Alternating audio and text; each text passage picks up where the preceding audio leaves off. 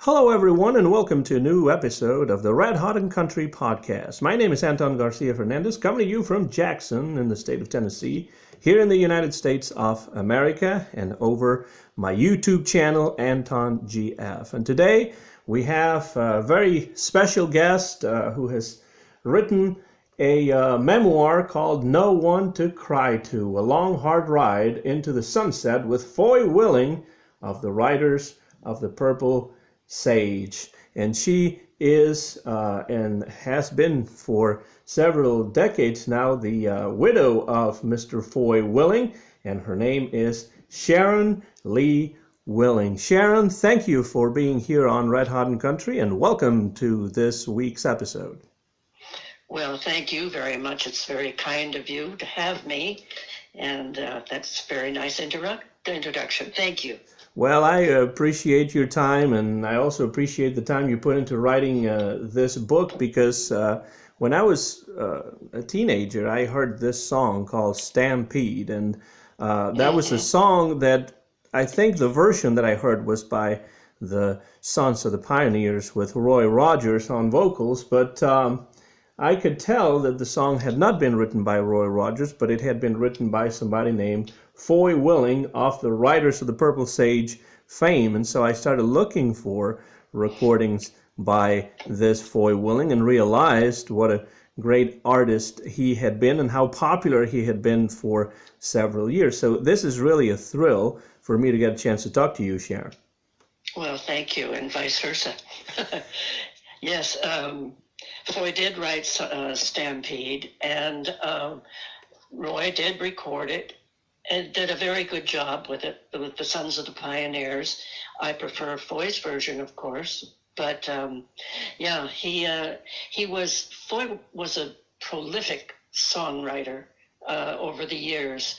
He started, I think his first interest in music, if you're going to be asking me this, I can tell you right now that his first exposure to music was hymns, that his parents took him to church and he would listen to the hymns sung, and he decided that he wanted to learn music, and his father bought him a guitar.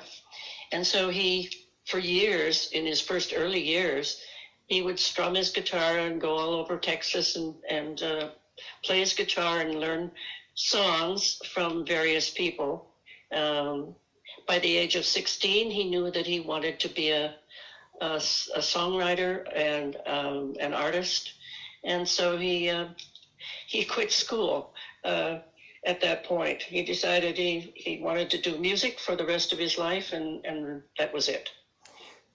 Now, Foy was from Texas, and you mentioned that, of course, the hymns were one of his earliest musical influences. Well, what other musical influences did he have growing up in Texas? He was born in 1915 or 1914, so I'm wondering what kind of music he was listening to that made him want to become a performer.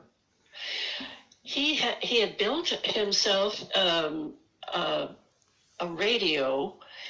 Oh, I forget what kind they called, a crystal radio that he had built, and he would listen to the radio and listen to the artists that were performing on radio. I can't think of the name of the gentleman that he was. Oh gosh, shoot. Anyway. He listened a lot to the radio and the artists that performed there. And he also had friends, two brothers that were also musicians and singers. And he teamed up with them. They had a really funny name, Looney and Lonnie. And eventually they started going all over Texas, performing in schools. As a matter of fact, when he was in school, he only went through a couple of weeks of high school, but while he was in, I think, even elementary school, he and his class would perform on a radio station in Waco, Texas. And so Doc Hopkins is the name that I'm familiar with, that he liked.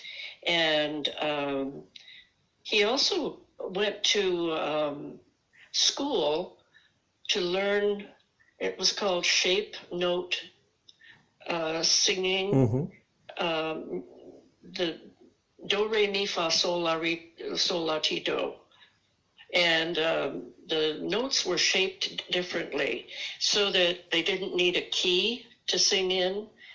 They just, I don't understand it, but Foy never had to be concerned about a key to sing in because he had the shape notes, whatever they were. He used to, when he was writing songs, when we were together, I would find scraps of paper lying around with do, re, or mi, or something like that, that he'd write over one of the lyrics. So, yeah, he spent his early years, I think he was something like 18 or something when he went, he got a job in Omaha. I think it was Omaha, Nebraska, something like that. And was on radio for, a number of years. When they had sponsors, they would have segments of time that artists would perform on the radio. It was very popular in the 40s. They'd go around from town to town and perform on their own compositions and the popular songs of the day too. So I don't know whether I've answered your question. Yeah, do you definitely have one? One thing you say in the book is that one of his earliest influences was the singer and guitarist Nick Lucas, who, was really it really is one of my favorite singers from the 1920s and 30s, and it was hugely popular back then. But the interesting thing then is that Foy was not interested only in country music, but he transcended that because Nick Lucas was actually a pop crooner. Yes, Foy did. His music was so smooth. It didn't really fall in what one would consider country western music. And so, yes, Nick, thank you for reminding me. That name is very familiar. Nick Lucas was a great influence on Foy. And somebody out there might not know who Nick Lucas was. Is one of his biggest hits was Tiptoe Through the Tulips, which was a big hit record in the 1920s and was revived later on in the 60s. And, of course, Nick Lucas was still around and in perfect shape, perfect voice to actually sing and play and re-record that song. So, yeah, definitely I can see the connection for sure in the music of Foy in the sense that, as you say, his music was very smooth and was, I believe, in many ways also influenced by jazz. He was a jazz fan. Oh, yeah. He loved Teddy Wilson, piano. You betcha. And as a matter of fact, one of the records that he recorded in the 60s, Plas Johnson. The saxophonist, absolutely. Saxophone player. Yeah, absolutely. He was great jazz. And by the way, some of the writers that Foy hired were great jazz musicians too. He hired Neely Plum, who was a great jazz clarinetist. Let's see, Johnny Paul, fiddle, great jazz player. But of course, in the B Western movies, they weren't jazzy, but they could, and they were good at that genre. So would you or would he consider that his music was what was known then in the records of Bob Wills, for example, as Western swing? Oh, sure, probably. Foy called this, if I may, that's kind of a secret because I think I'm the only one he ever said this to, but he said, I just found that hat. Mm-hmm. So yeah, he saw that he could make a career out of the country music genre, and but his personal likes and they differed. He appreciated the country songs. He loved Cool Water, saying that was the best the Western song that he'd ever heard by Bob Nolan. But yeah, his favorite song and mine was "Begin the Begin" By Cole Artie Porter. Shaw. Yeah, Artie Shaw, Cole Porter, an absolute classic and standard from the Great American Songbook.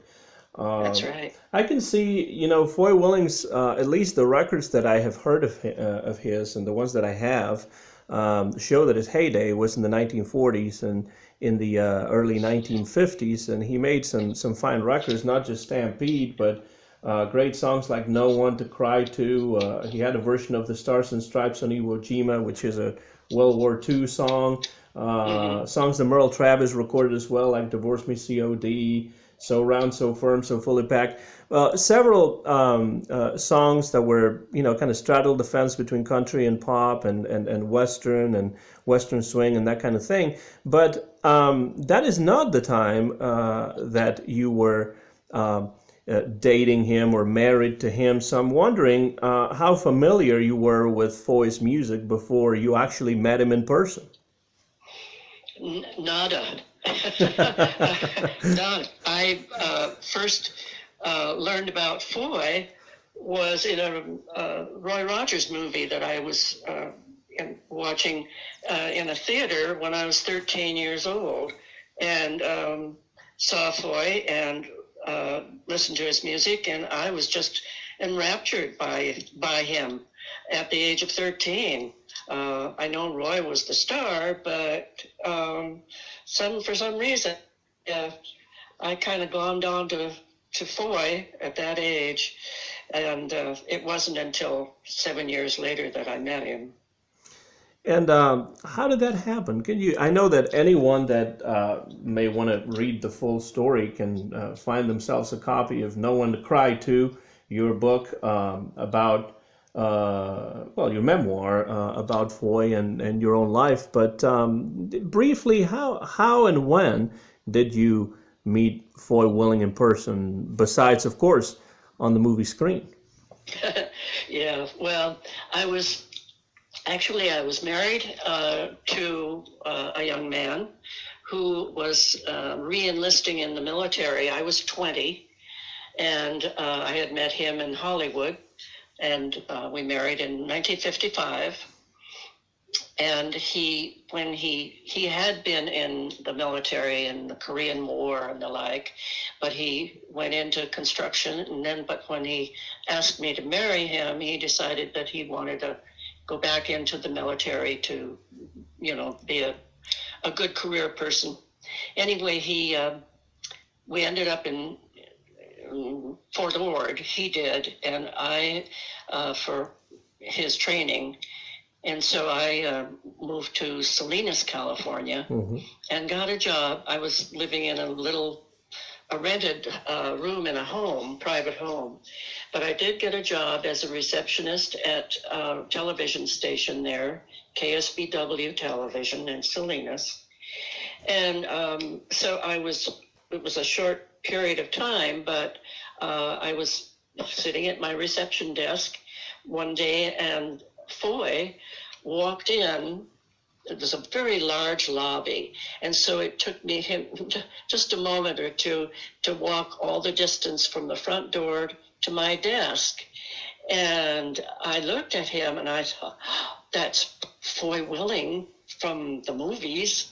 And I was just in awe. And he looked at me and he said, "You're a newlywed, aren't you?" And I said, "How did you know that?" And he just smiled at me and took his guitar and walked into the studio through the door into the studio where he had a show. And so he had I don't know how often it was, but he had an afternoon show, whether it was every day, whatever. And so that's when I first met him. And you say in the book, and I quote because I have it right in front of me, you said, "We had fun together, our senses of humor were similar, and our personalities meshed well." Wasn't there ever any kind of concern on your part because of the age difference, him being older than you were, or that didn't really play a part? No, didn't play a part. I just, uh, it's hard to, when you meet somebody, there's a connection or isn't on some level. And the connection that I felt with Foy was, it was like I'd always known him, Mm-hmm. and I had always loved him, and there was no hesitation on my part as far as a relationship with him. Age didn't matter. Mm-hmm. Well, I understand.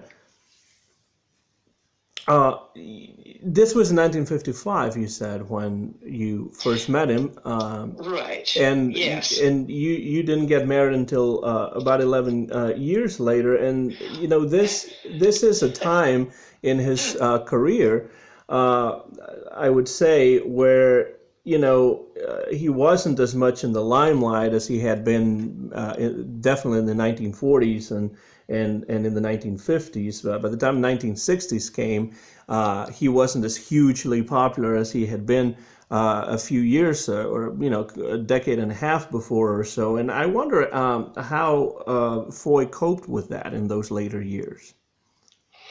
Well, before we go there, let me back up just a little and explain that I left the television station because I followed my husband, and we ended up on the island of Okinawa, and our marriage didn't work. And so I came back to stay with my parents, who were living in Thermopolis, Wyoming, very small little town. And I got a job at the radio station there. And when I was there, I had stayed in touch with John Cohan, who owned the television station in Salinas, and his secretary, Rowena. I had stayed in touch with both of them by mail. And John called me at the radio station at KTHE in Thermopolis one day and said that I had written him, I don't remember what I said, but he said, "I couldn't tell from your letter, but would you be interested in coming back to California to work for me?" And I just grabbed onto that in a heartbeat and said, "Oh, of course." And Rowena, I couldn't afford to go. So Rowena sent me an airline ticket, and within 3 weeks, I was back at KSBW television. And I was John's administrative assistant. But my experience had been with Traffic. It's called Traffic. It's programming commercials into daily logs, radio logs, in between news and programs and music and the like. So that was my forte, actually. But I had shorthand knowledge and was a very fast typist. So I was a good secretary, too. Anyway, one day I was working late at the television station, and I was in my office, which is right next to John's, and I heard these footsteps come through the lobby, and Foy walked through the door, and I said, "Well, hi, Foy." And he just looked at me and nodded, very stern, walked into John's office and closed the door, and I thought, well, he didn't recognize me, because we had been friendly when I was there before, 4 years before that. And so, at any rate, it turns out that Rowena wanted to come back to be John's administrative secretary, and I took the job of traffic at the radio station, which was now housed in the same building as the TV station. And Foy became manager of the radio station. Mm-hmm. He had so much experience. He knew everything there was to know about radio. In the past, he had sold radio time. He wrote commercials. He announced. He did programming. He sang, of course, and played. So it was logical for him to manage the radio station. And at that point, we started a relationship. We were friends to begin with, and then it evolved from there. And so I wanted it to evolve a little further than he did. And so after about a year and a half, I guess, I decided to leave the station because as far as I was concerned, the relationship was going absolutely nowhere. And so I left and I went back to Los Angeles. And I started working for KFWB in Hollywood, which at that point, it was a rock station. Mm-hmm. And it's news now or something, I'm not even sure. But at any rate, I was in Salinas from 1958 to the beginning of 60, I believe. And that's when I went to California, rented a studio apartment, and didn't have a car, but I was afoot. And all of a sudden, it seems, in my memory, Foy left Salinas to come be with me. Mm. And we rented an apartment, a one-bedroom furnished apartment in Hollywood. Lovely apartment, actually. And right next door to a man who used to manage the Riders of the Purple Sage, Maurice Duke. Mm-hmm. Duke was a manager of artists. Mickey Rooney was one of his artists, Lena Horne. I don't know about Lena.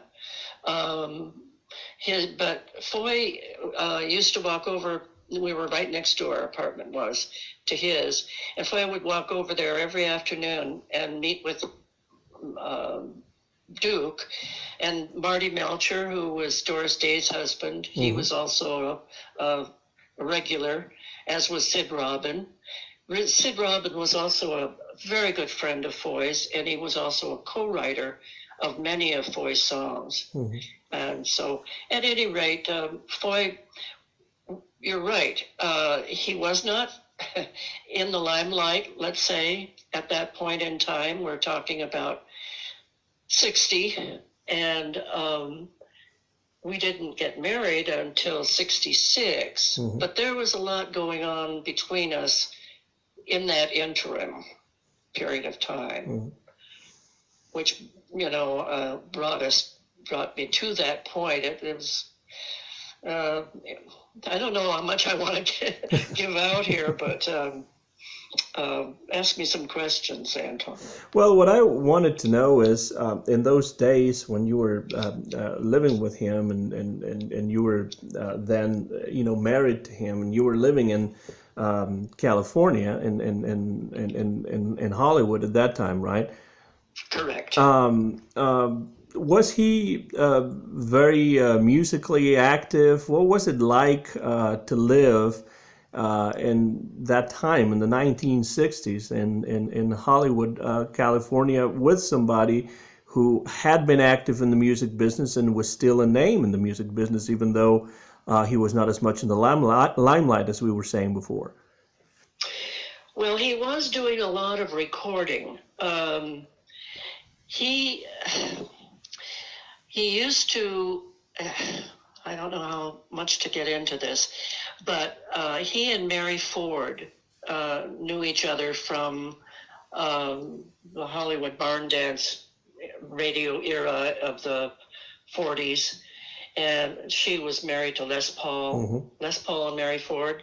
But at the time he knew her, her name was Colleen Summers. But apparently at some point during the early 60s, he contacted Mary, or she contacted him. I don't know. But she and Les were having a difficult marriage time at that time, apparently. Anyway, he wanted to record Mary. And Mary and her sisters, I think she had two, were all vocalists. Her brother, Bobby Summers, had a recording studio in El Monte, California. And at any rate, the upshot is that Mary came out to Los Angeles, and Foy recorded her on a few songs that he had written, and they used Bobby Summers' studio. So he was recording. He was also working with Duke on a movie called The Twist, The Continental Twist, I think. Foy co-produced that. And he had projects that album projects that we worked every night. It seems like he would dictate to me scenes from, he was writing an album of songs and also a narration for a television show that he envisioned called Jack the Cowboy Rabbit. And that was a big project for him. Never went anywhere, unfortunately. And then he also recorded an exercise album with June Wilkinson doing the album cover. They took pictures of her in a very skimpy bathing suit. And I wrote the instructions for the exercises. And let's see, what was it? Oh gosh, who was the guy that did the, I should have written his name down. He did the commercial for the Timex watch that kept ticking, took a licking, kept ticking, something like that. And he got this fellow to narrate the exercise album, and that was a project. That was a big one, but the album didn't sell very well. Foy he became very, I don't know, not frustrated, I guess is more, not disillusioned, but frustrated that he couldn't seem to get financial backing for these wonderful ideas that he had for albums and for television shows, whatever. He had this marvelous capacity for imagining. Oh, he was so intelligent and so, I don't know, he was such a nice man. Besides, I guess, I grew frustrated along with him, and I ended up, because he wasn't marrying me, I decided that I wanted to leave. Well, he made arrangements for me to go to get a job with a fellow that used to be one of the writers, Gene Lewis, but he had an advertising agency named Bat Henderson Agency in Las Vegas. So I guess Foy decided that rather he didn't want me to leave totally, so he got me, talked Gene into hiring me as a co-owner of this advertising agency in Las Vegas. So I moved there. We got an apartment not too far from the Sands Hotel, It was still standing then. This was in 1964. Mm-hmm. And Foy would come up from Hollywood to, stay with me for a weekend or so, or whatever, a few days. And then he'd go back, and he and a friend of his, Bill Cornell, and he would work on his projects. But he left me in Las Vegas, and I loved it there. It was nothing like it is now, of course. There was still desert between some of the hotels, the DI and the Flamingo and the Sands. Oh my, it was nice. I didn't go to any of the shows. I worked too hard, actually, too exhausted after work. But there was an indiscretion that I did, I must say. And Foy found out about it. Jean told him about my indiscretion, and I won't go into it in detail. But Foy asked me when the next time he came to Vegas if it was true, and I said yes, it was. And he didn't really. I don't remember us discussing it at all. But that night we went out to dinner, and he ordered a Harvey's Bristol Cream Sherry, and that was his first. He was an alcoholic, but that was his first drink in 10 years. He had quit drinking 10 years before.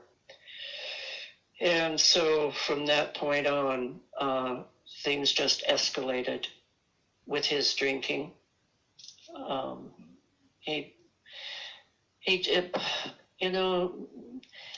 He had so many disappointments, and I know that we're responsible for our own actions, but I never got emotionally over the fact that I was the precipitator of him taking that drink. But at any rate, I ended up going back to Hollywood. I left the agency and went back to be with Foy. And although he was still drinking, I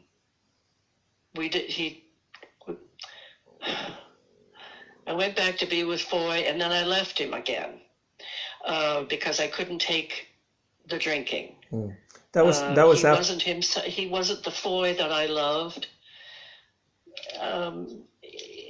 It was very difficult to see this man who couldn't even stand a wrinkle across the shoulders of his suits, and his shoes were always polished, and he enunciated his words so well. He was just such a spiffy guy, and to see him devolve into this uncaring, not uncaring, but uncaring about himself,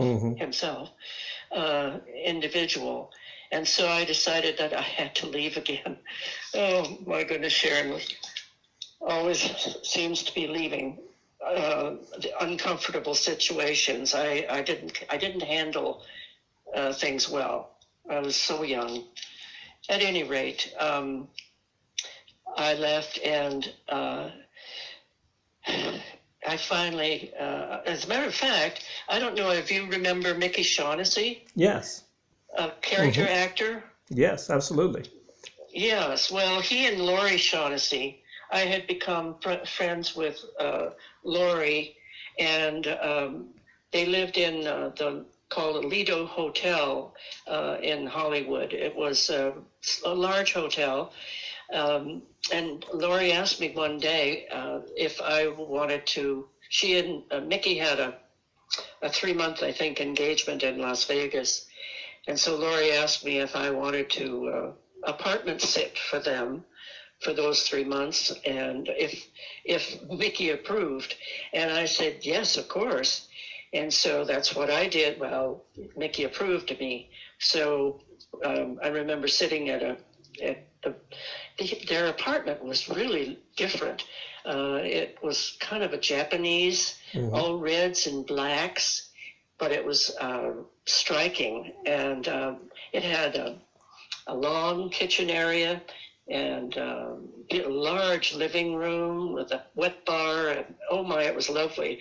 So I did have a meeting with Mickey. We sat at the bar and had a drink, and apparently I passed the test because I lived there for the next 3 months.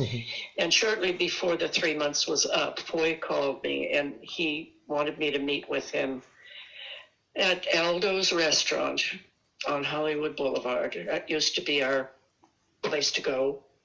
And so I didn't really want to, but I finally said yes because he was just pleading with me. And we sat in the booth, had coffee, and he said that he would not go on without me unless I married him.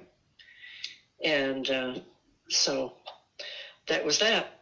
I cried. I didn't know what to say. I mean, here I've been wanting to marry this man for how many years, and now all of a sudden it's like it wasn't quite what I anticipated, but I was so afraid that he would hurt himself. I mean, it was that bad a situation.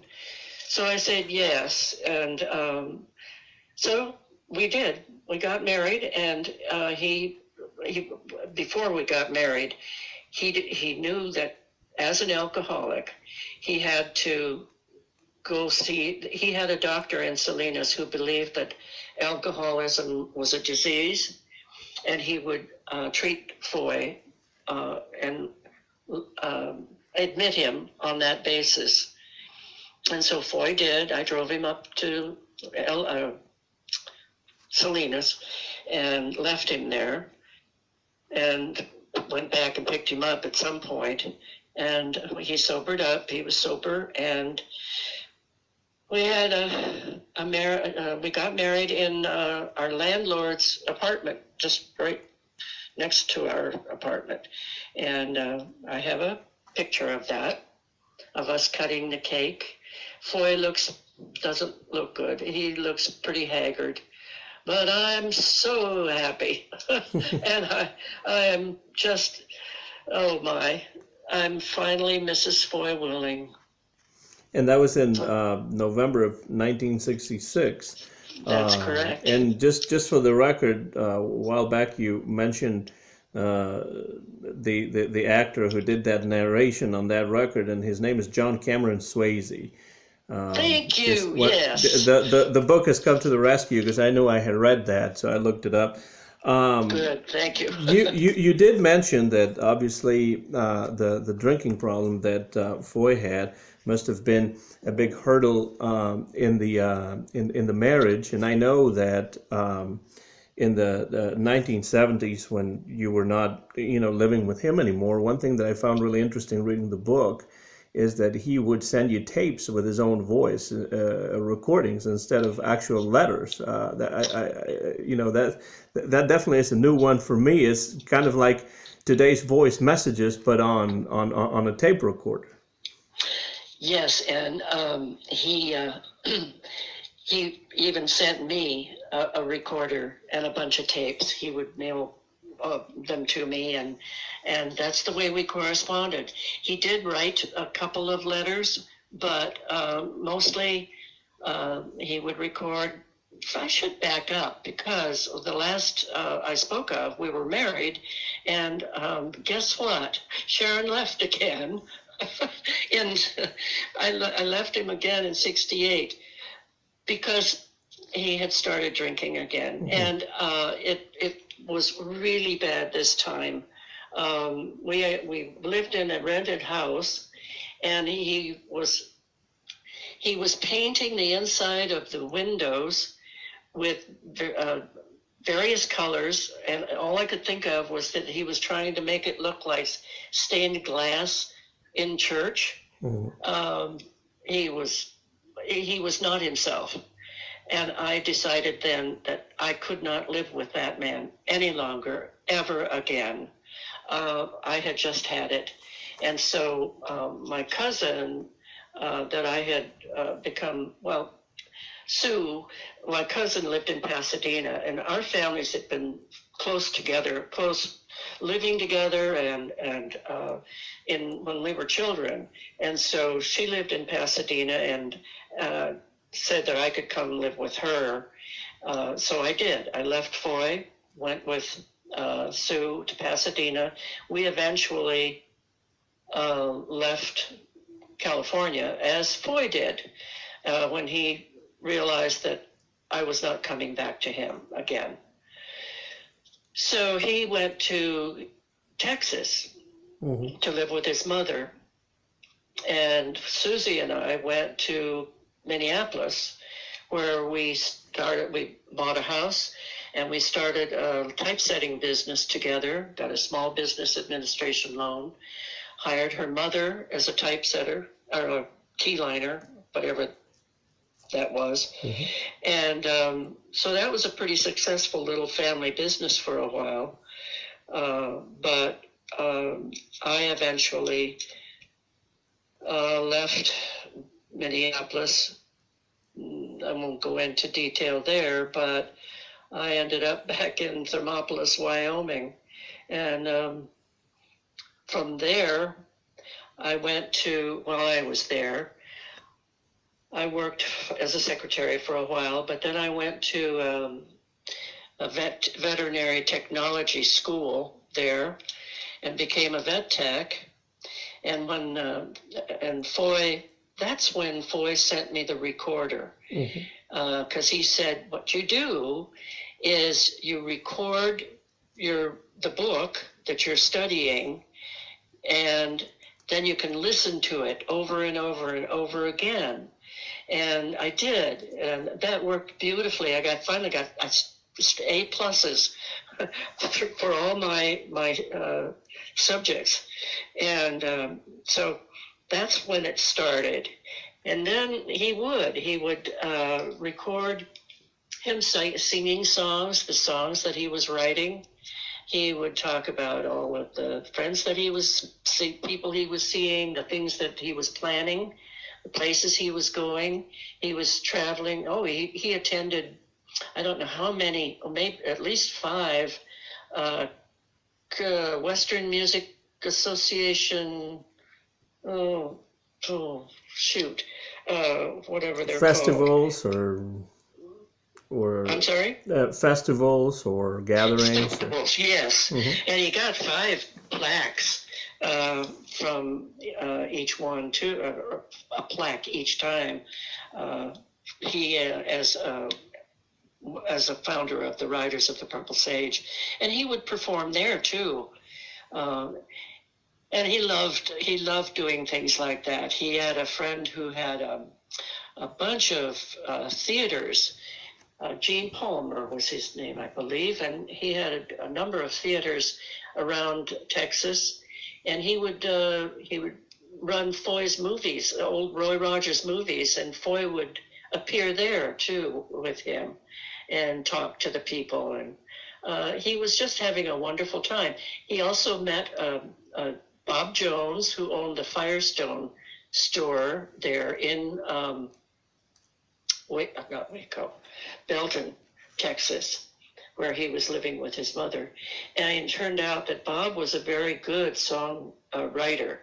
And so he and Foy started writing songs together, and they would travel to Nashville and record their songs there. And he did a couple of albums there that apparently were being distributed overseas and doing very well, selling very well until Foy died. I mean, he was recording in Nashville in July of '78, and Bob was with him, but Bob had to get back to his store, and he went back to Belton and left Foy who had some more studio recording to do.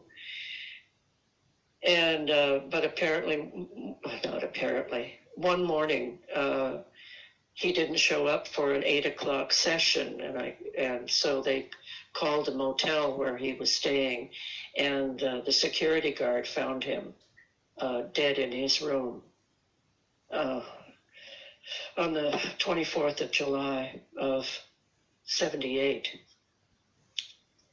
That was in Nashville, Tennessee, and Yes. you say in the book that you received a phone call at work. What do you remember all these years later about that day when Foy passed away and you were far away from him?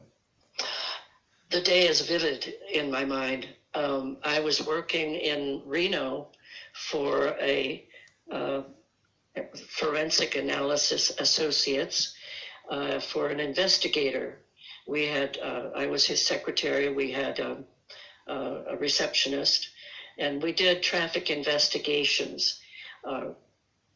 And I got a phone, the receptionist, I was in talking with the owner, and we were talking about one of the projects that we were working on.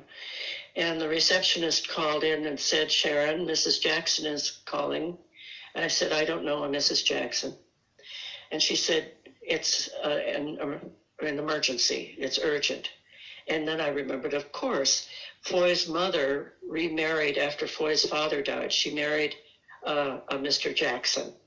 And so I got on the phone, and that's when his mother told me that he had died that morning. And I was sitting at the owner's desk, and she said, "You can stay with me." And I thanked her, and I don't remember anything else that was said, except that I said that I would be there. And so I lived in Carson City, Nevada at the time. Mm-hmm. And I drove from Reno. I told my boss, I said, "I'm gone.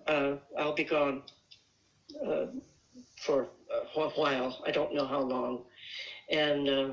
And I drove to Carson City, and I was blurred all the way. I was crying so hard. I couldn't believe it. I did know Foy had he was hypertensive.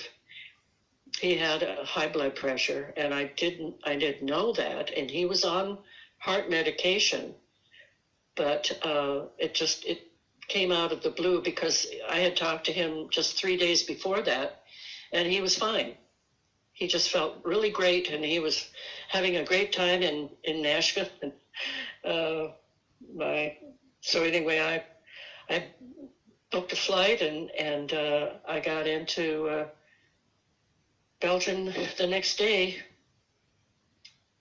and the funeral was, I think it was the 28th. And his daughter and his first wife were there. Nikki, I knew her. We were friends. And his daughter Anne. He had twins, Anne and Glenn. They were only like 3 years younger than I. So there was a little tension there initially, but we became friends. Glenn especially and I were very close. But Anne never really.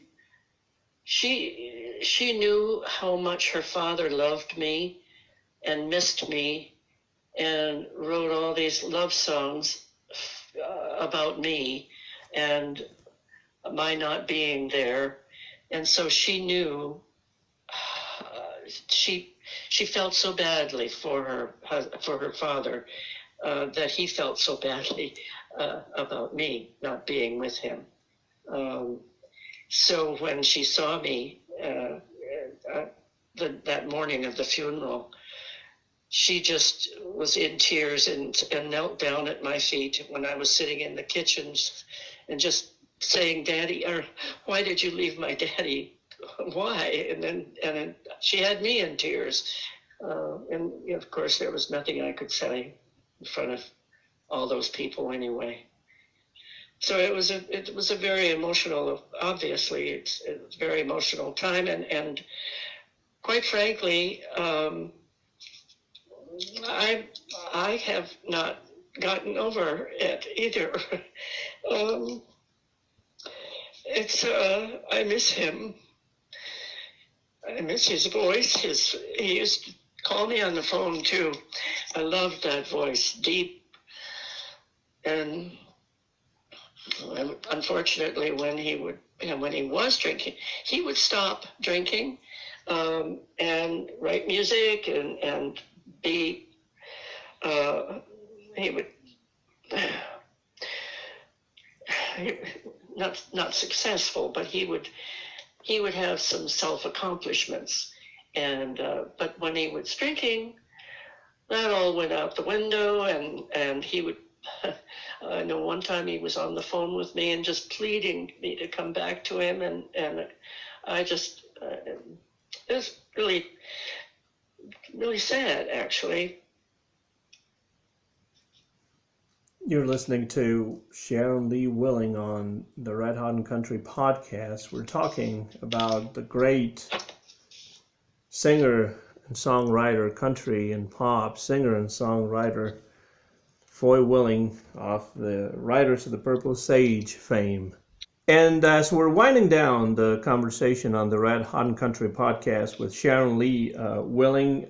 Don't forget to look for her memoir, No One to Cry To, about her life and also her life with Foy Willing. My final question for Sharon is, how would you like people that never met Foy but who are familiar, like I am, with his music, how would you like these people, how would you like me and people in the audience listening to our conversation today, how would you like them to remember the man Foy Willing?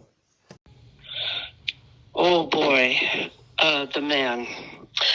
I don't know if there are enough glowing words in the English language to describe him. Boy, I'll do my best. I'm a big fan, so I should be able to come up with something.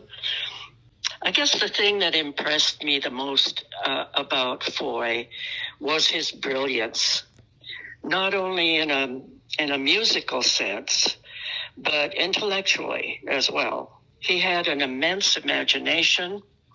He was always thinking, forever coming up with different projects and writing new songs.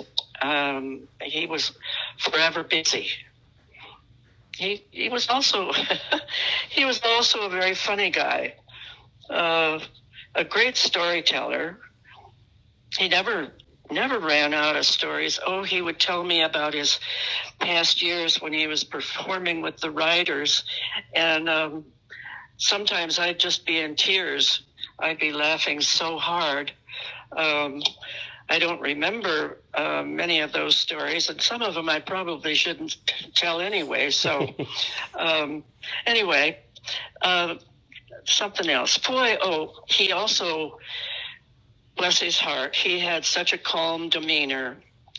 Unlike myself, I have a tendency to react pretty emotionally to difficult situations, but even if he became angry with me, there was never any shouting or recrimination at all.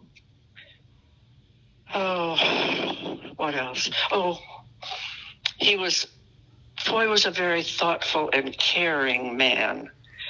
He especially was a softie when it came to children. He adored his children. He had two. And he was a very doting grandfather also. Oh, and animals. I remember one night he left to walk over to our recording studio in Hollywood, and he came back in just a minute, and he was carrying this tiny little kitten he'd found on our sidewalk outside, and he plumped her down in my lap and said, "Well, here's the new member of our family." So anyway, finally I have to say, and this was very important to me, There was no racial bias in this man. He cared about humanity. He cared about the state of the world. Frankly, I always thought he'd make a great president. Oh, anyway, well, that was the Foy Willing I knew and still love. He lived a great life, Foy did. He even himself said that even with its ups and downs, and there were many, if he had it to do over, he'd live it all the same again. I guess, in a sense, he has through my book. I just hope I've done him justice. Absolutely. Here's the time now. You have some comments to make, some remarks to finish this conversation. You can go ahead and do that, and then we'll sign off. All right, thank you. While I'm happy to think that Foy and his music are appreciated, I believe all genres of music are to be valued. Music is healing. Our minds and bodies respond to it. Music is love. It is unifying.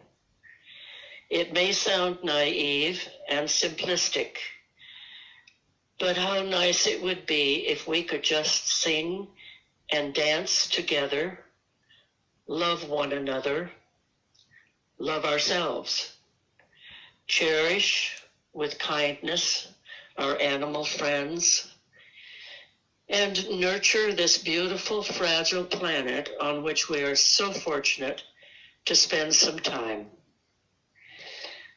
Thank you, Anton, and thanks for the opportunity to speak on behalf of Foy and his music. To my friends, and especially my family and Foy's family, I send my love and kisses. Be safe. Thank you so much, Sharon Lee Willing, talking today about the music of Foy Willing, of the writers of the Purple Sage, and her book that she has written about Foy and her life with him, No One to Cry To, A Long Hard Ride into the Sunset with Foy Willing of the Writers of the Purple Sage, by Sharon Lee Willing, who was our guest today on the Red Hot and Country podcast on my YouTube channel, Anton GF. Thank you, Sharon, and thanks everybody out there for listening to the music of the great singer and songwriter Foy Willing. Bye-bye, everybody.